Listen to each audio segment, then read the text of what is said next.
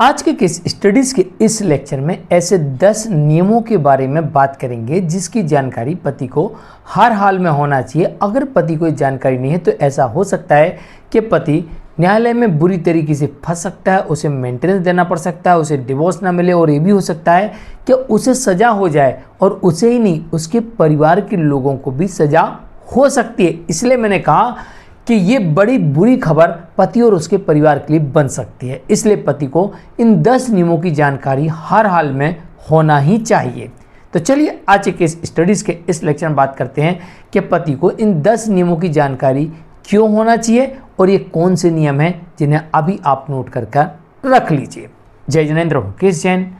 Video को like और share कर दीजिए और इस तरह के जजमेंट्स का पैकेज पाने के लिए जिसमें लगभग आपको 200 जजमेंट्स मिलते हैं या अन्य किसी जानकारी के लिए दिए गए नंबर पर आप हमें संपर्क कर सकते हैं। चलिए शुरुआत करते हैं। नंबर 1, पहला नियम यह कहता है कि पति का ये दायित्व होता है कि वो अपनी पत्नी की हर ज़रूरतों को पूरा करे, उसका पूरा ख्याल रखे। लेकिन पति इस दायित्व से उस समय वंचित हो जाता है जब पत्नी मायके चली जाती है और लौटकर वापस नहीं आती है। तो अब पति का यहाँ पर दूसरा दायित्व उत्पन्न हो जाता है कि पत्नी अगर 30 दिन या इससे अधिक समय से उसके साथ नहीं रह रही, मायके में रह रही है बिना किसी कारण के, याद रखिए, बिना किसी कारण से मतलब ये है कि उसके घर में कोई बीमार है या कुछ है उसमें गई, तो वो नहीं कि आप उसके ऊपर से फिर सीधा केस ही फाइल कर दो। कोई कारण नहीं है लेकिन वो नहीं आ रही है, तो ऐसी स्थिति में आपको लीगल एक्शन लेने की आवश्यकता है। आप चाहे पत्नी को बुलाने का केस करें, चाहे पत्नी को आप भगाने का केस करें यानी डिवोर्स करें, चाहे दाम्पत्य पुनर्स्थापना करें। इसके अलावा आपके पास में जिस तरीके के तथ्य हैं और जो परिस्थितियां थी उसके आधार पर भी आप और अन्य केसेस भी फाइल कर सकते हैं। लेकिन केस फाइल करने के पहले सबसे पहले आप एक बार एक मीटिंग कर सकते हैं, उसके परिवार वालों से बातचीत कर सकते हैं। जब आपको ऐसा लगता है कि नहीं अब पत्नी आने वाली नहीं है और वो बिना किसी कारण के अलग रह रही, कोई ऐसा कारण नहीं है और इस समय बढ़ रहा है, तो ऐसे में आपको लीगल एक्शन लेने की आवश्यकता है। अन्यथा कोर्ट ये मानेगी कि आपने अपनी पत्नी को छोड़ रखा है, जो कि पत्नी आरोप लगाएगी कि मेरे पति ने मेरी कोई खोज खबर नहीं ली, मुझे छोड़ दिया है, लेने नहीं आया है, जब मैं प्रेग्नेंट थी तो मेरे घर से बाहर निकाल दिया, जब बच्चे का जन्म हुआ तो उसके देखभाल नहीं की, उसकी कोई खैर खबर नहीं पूछी और ना ही उसने डिलीवरी का खर्चा उठाया, मेरे माँ बाप ने सब कुछ किया। तो आप यहाँ पर फंस जाते हैं। इस कारण से सबसे बेस्ट है कि जब आपकी पत्नी 30 दिन या उससे अधिक समय से बिना किसी कारण के मायके में रह रही है, नहीं आ रही है, तत्काल आपको लीगल एक्शन लेने की आवश्यकता होती है। दूसरा नियम यह कहता है कि आपके पास में अगर पत्नी के खिलाफ कोई भी सबूत है ऐसे कि जिसके आधार पर आप डिवोर्स लेना चाहते हैं या वो नहीं आना चाहती है और आपका सबूत है डिवोर्स के लिए, तो आप डिवोर्स का केस भी फाइल कर सकते हैं या फिर दाम्पत्य पुनर्स्थापन का या अन्य जो भी केस आपको करना है उन तथ्यों और सबूतों के आधार पर आप कर सकते हैं। नंबर 3, अगर पत्नी के खिलाफ आपके पास सबूत है तो आप उसके खिलाफ केस कर सकते हैं। अगर उसके पास आपके खिलाफ सबूत है तो वो आपके ऊपर केस कर सकती है। इसलिए आपको इस केस में अपने विवेक से निर्णय आगे लेना है और इस केस में आपको देखना है कि मैं फंस रहा हूँ या वो फंस रही, फंस कौन रहा और कौन अकड़ ज़्यादा दिखा रहा, इस पर आपको गौर करना चाहिए। नंबर 4, दहेज ना लें ना मांगे। अगर आपने दहेज लिया है तो आप यहाँ फंस जाते हैं, लेकिन दहेज देने वाला व्यक्ति भी यहाँ पर फंस जाता है। तो यहाँ पर बराबरी की चाल रहती है, लेकिन पत्नी इसमें क्या रहता है, एक और आरोप लगा देती है। वो आरोप होता है दहेज मांगते हैं। अब इस पर आप कुछ नहीं कर सकते हैं। तो दहेज मांगने वाला जो आरोप है ये आपको फंसा सकता है, दंडित करवा सकता है। तो आपको दहेज कभी नहीं मांगना है और ना कभी दहेज लेना है, इस बात का ध्यान रखिए। दहेज लेने वाले केस में आप बच सकते हो, लेकिन दहेज मांगने वाले केस में बचना बहुत मुश्किल होता है। नंबर 6, अगर पत्नी बार बार आपके विरुद्ध, आपके परिवार वालों के विरुद्ध झूठी शिकायतें करती है तो इसे नज़रअंदाज ना करें। 1 बार 2 बार 3 बार भी करें या 2 बार करें तो भी आप इसे नज़रअंदाज ना करें, मेरी नज़र में अगर पहली बार भी अगर झूठी शिकायत की जाती है तो भी आप इसे नज़रअंदाज ना करें।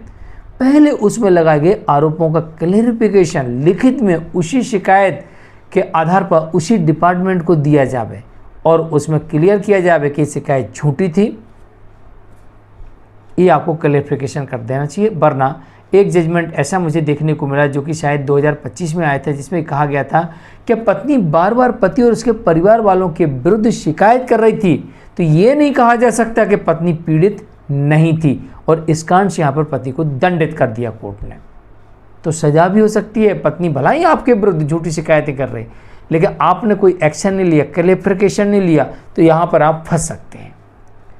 नंबर 7, अगर पत्नी रहना ही नहीं चाहती, आपको ऐसा लगता है या आपकी तरफ से कोई मिस्टेक हो गई है और पत्नी अब आपके साथ नहीं रहना चाहती है, या फिर आप गलत हैं और आप उसके साथ नहीं रहना चाहते हैं, तो यहाँ पर एक बैठ के मीटिंग करें और बेस्ट ऑप्शन चुनें, आपसी सहमति से डिवोर्स लें और अपने अपने रास्ते अलग अलग कर लें। ये ज़्यादा बेहतर और अच्छा तरीका है।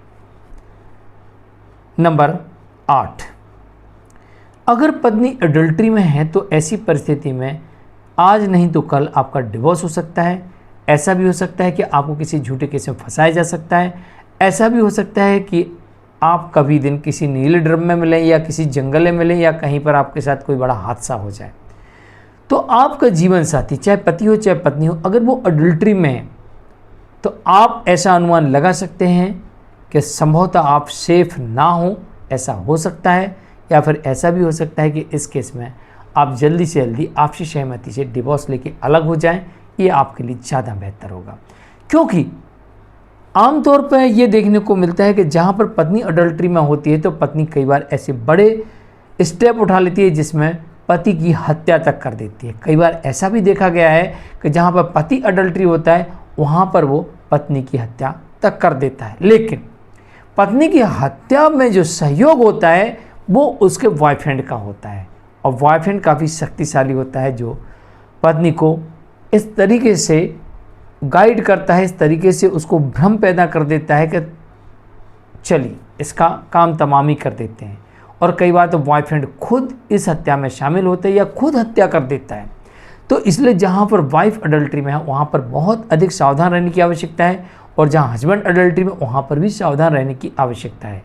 और बेहतर है, मेरे हिसाब से तो मैं बेहतर मानता हूँ कि अगर आपका जीवन साथी अडल्ट्री में चल रहा है तो आप ऐसी परिस्थिति में मैच्योर डिवोर्स लेके अलग रहें, ज़्यादा बेहतर होगा। नंबर 9, अगर आपका जीवन साथी आपको ब्लैकमेल करता है और आत्महत्या जैसे प्रयास करता है या फिर आपको आत्महत्या की धमकी देकर ब्लैकमेल करता है, तो ऐसी स्थिति में भी आप डिवोर्स लेकर अलग हो सकते हैं।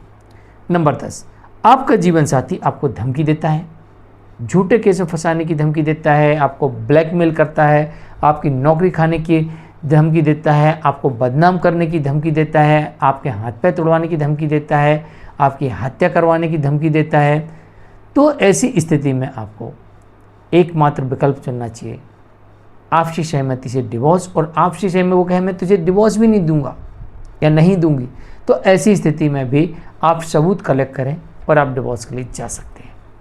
तो इन बातों का ध्यान रखें, अप्रिय घटना ना घटे, विवाद ना बढ़े, बेगुनाह होते हुए सज़ा ना हो जाए।